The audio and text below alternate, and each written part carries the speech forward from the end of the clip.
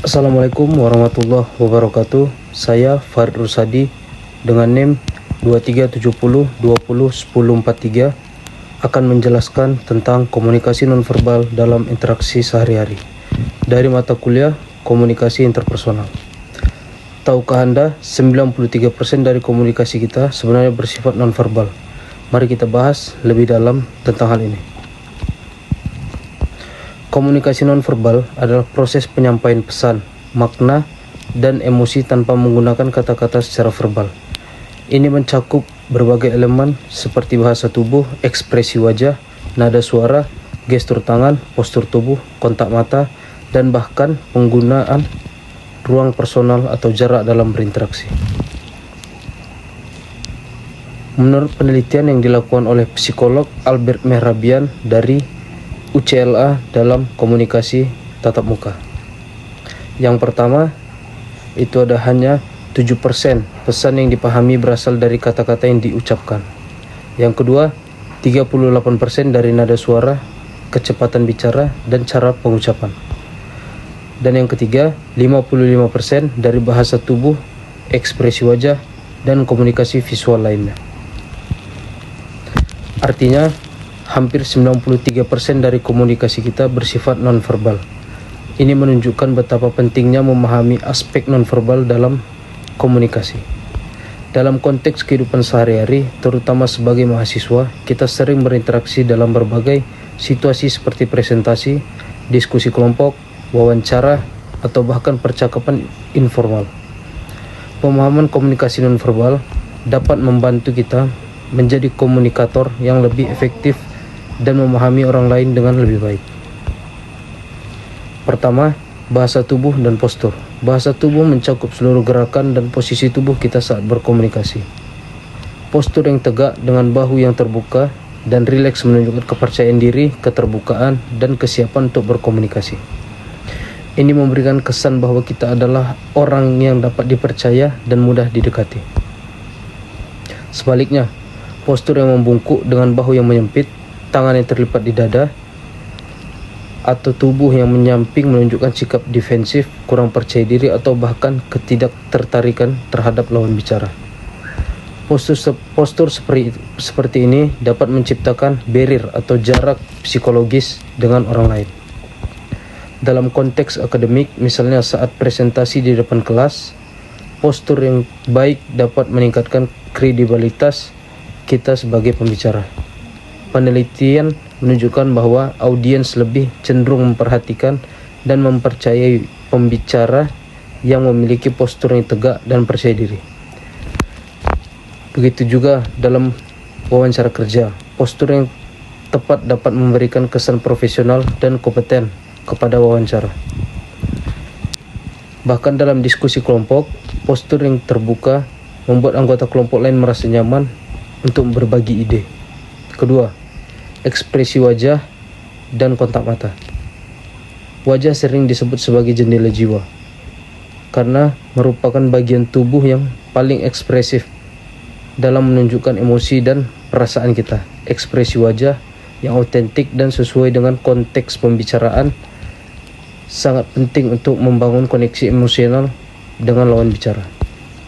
Senyum yang tulus, misalnya, tidak hanya menunjukkan keramahan dan keterbukaan, tetapi juga dapat menciptakan atmosfer yang positif dalam interaksi. Senyum yang tulus dapat dibedakan dari senyum palsu dari gerakan otot sekitar mata. Senyum tulus melibatkan otot orbicularis oculi yang membuat mata berkilau. Sebaliknya, ekspresi wajah yang tidak sesuai dengan kata-kata yang diucapkan dapat menimbulkan kebingungan atau bahkan ketidakpercayaan. Kontak mata juga memiliki peran yang sangat penting. Kontak mata yang tepat menunjukkan perhatian, rasa hormat, dan keseriusan terhadap lawan bicara. Namun, perlu diperhatikan bahwa dalam budaya Indonesia, kontak mata memiliki nuansa yang berbeda tergantung pada konteks sosial. Kepada orang yang lebih tua atau memiliki status sosial yang lebih tinggi, kontak mata yang terlalu intens bisa dianggap kurang sopan. Namun, kontak mata yang cukup tetap diperlakukan untuk menunjukkan bahwa kita memperhatikan dan menghormati lawan bicara. Ketiga, nada suara dan paraluens adalah elemen-elemen suara di luar kata-kata itu sendiri, termasuk nada, volume, kecepatan bicara, intonasi, jeda, dan bahkan suara-suara seperti atau ah. Elemen-elemen ini dapat mengubah makna pesan secara dramatis bahkan ketika kata-kata yang diucapkan sama persis. Sebagai contoh, kata bagus dapat memiliki makna yang sangat berbeda tergantung bagaimana cara kita mengucapkannya. Dengan nada yang antusias dan volume yang sedikit lebih keras menunjukkan pujian yang tulus dan kegembiraan. Dengan nada yang datar dan volume yang rendah bisa menunjukkan ketidakpedulian dan bahkan sarkasme. Dengan intonasi yang naik di akhir menjadi pertanyaan yang menunjukkan keraguan atau meminta konfirmasi. Kecepatan bicara juga membawa pesan tersendiri. Bicara yang terlalu cepat bisa menunjukkan kegugupan, ketidaksabaran, atau kurangnya perhatian terhadap lawan bicara. Sebaliknya, bicara yang terlalu lambat bisa menunjukkan kebosanan atau meremehkan kemampuan lawan bicara untuk memahami.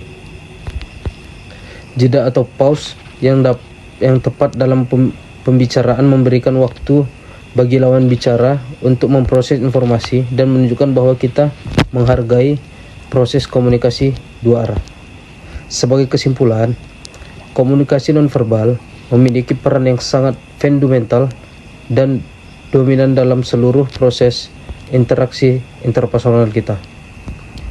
Dari ketiga aspek utama yang telah kita bahas, 1. Bahasa tubuh dan postur, ekspresi wajah dan kontak mata, serta nada suara dan paraluens, semuanya bekerja secara bersamaan untuk menyampaikan pesan yang lebih lengkap daripada kata-kata saja. Bagi kita sebagai mahasiswa, pemahaman dan penguasaan komunikasi dalam berbagai situasi, mulai dari presentasi akademik, diskusi kelas, interaksi dengan dosen dan teman, hingga nantinya dalam dunia profesional seperti wawancara kerja, meeting, dan negosiasi. Kemampuan untuk membaca komunikasi nonverbal orang lain juga membantu kita memahami perasaan dan maksud mereka yang mungkin tidak diungkap secara verbal. Yang terpenting adalah kesadaran bahwa kita selalu berkomunikasi bahkan ketika kita tidak dapat berbicara. Oleh karena itu, konsistensi antara pesan verbal dan non-verbal menjadi kunci untuk menjadi komunikator yang efektif dan terpercaya.